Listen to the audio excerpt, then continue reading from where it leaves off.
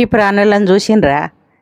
సాయంత్రం రాత్రి వరకు ఇక్కడ ఏం లేకుండే, తెల్లారే వరకే ఈ కుప్పలు తెప్పలుగా ఇక్కడ వచ్చి చేరినాయి. ఇవి ఎక్కడ పుట్టినాయి, ఎక్కడి నుండి వచ్చినాయి, అసలు ఏం అర్థం కాకుండా ఉన్నది. భగవంతుని సృష్టి ఎంతో అద్భుతం కదా. వీటికి ఏ హాస్పిటల్ అవసరం లేదు, ఏ మందులు అవసరం లేదు, ఏ డాక్టరు అవసరం లేదు. మరి ఇంత కుప్పలు కుప్పలుగా ఎట్లా పుట్టుకొచ్చినాయో తెలియదు. ఇంకా ఏ ఐవీఎఫ్ సెంటర్లు అసలే అవసరం లేదు, మోసపోయే అవకాశం అంతకంటే లేదు. ఎంత బాగుంది కదా వీటి జీవితం. మనుషులకే అన్ని కష్టాలు.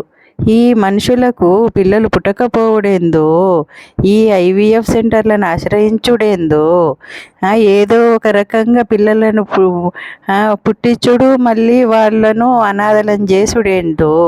మరి ఈ పుణ్యమంతా ఎవరిదో?